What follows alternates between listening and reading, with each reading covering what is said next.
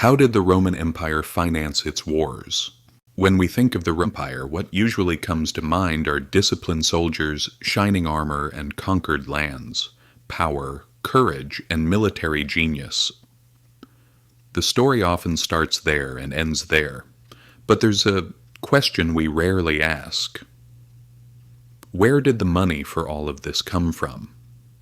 Because feeding and arming thousands of soldiers and keeping them in distant lands for weeks or even years takes more than courage. Roads are needed. Food is needed. Salaries are needed. Horses need feed. Siege machines need timber. Ships need maintenance. All of this comes at a serious cost. And over time, Rome built a highly complex financial system to cover these expenses. The interesting part is this. Rome's military power and its financial system were not separate from each other. On the contrary, each one fed the other. In the early years during the early period of the Roman Republic, the army was essentially a citizen army. Men who owned land were called to war, brought their own weapons, and returned home to work their fields once the war ended. The state did not have a large military budget. Wars were relatively short and usually fought nearby. But as Rome grew, this system became unworkable. Wars lasted longer. Front lines moved farther away. Soldiers had to stay away from home for months, even years. Simply going to war and coming back was no longer possible. At that point, Rome was forced to professionalize its army. The state began paying soldiers a regular monthly wage. These payments were called stipendium. They weren't very high at first, but they made soldiers more loyal to the state. The army was no longer just a duty. It became a profession. This marked a critical turning point, because maintaining an army now required constant and reliable income. So, where did Rome find this income? The answer was simple but effective. Conquest. Every new territory meant new taxes. New provinces brought gold, silver, grain, slaves, and trade revenue. War became more than a military activity. It turned into a revenue model.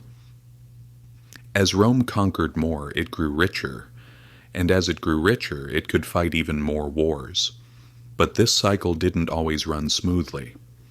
Long and exhausting conflicts, like the Punic Wars against Carthage, put serious strain on the Roman treasury. At that point, the state turned to another solution: borrowing.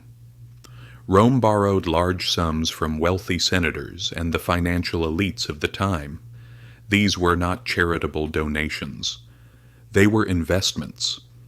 Lenders expected interest, tax collection rights, or commercial privileges in newly conquered territories.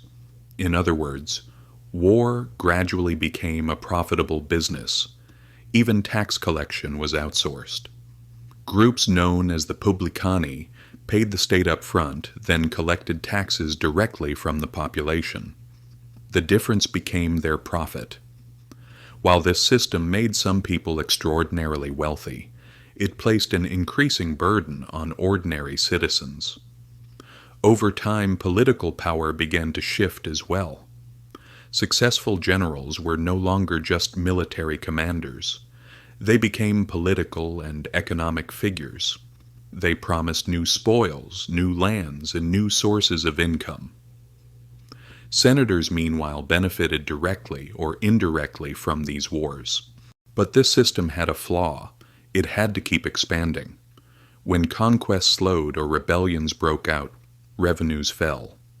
But soldiers still needed to be paid.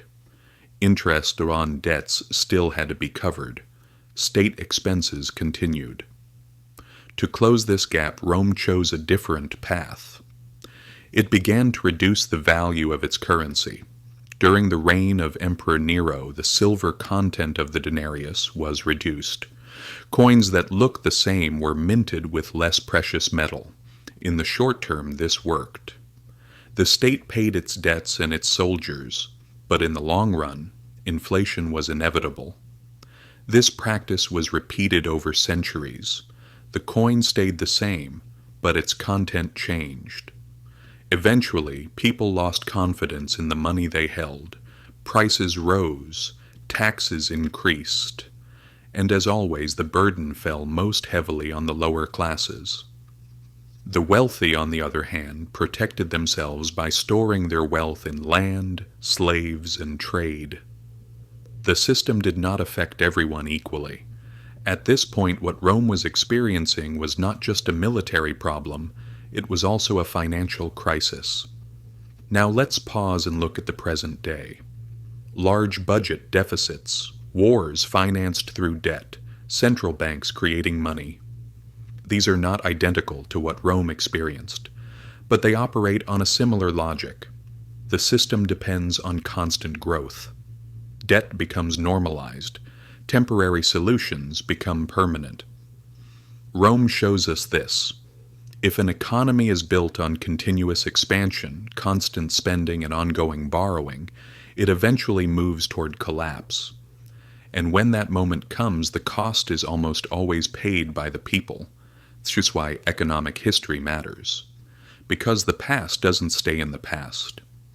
Patterns of behavior, incentives, and mistakes repeat themselves. Rome's story tells us this. Empires rarely collapse overnight. First, the finances break down. Balances shift. And no one wants to say it out loud. The purpose of this video is not to scare you, it's to invite you to think. The next time you hear about a major war, a massive spending program, or a major economic decision, ask yourself this. Who is paying the price? Because history has shown us again and again. The real story is often not found on the battlefield, but in following the money.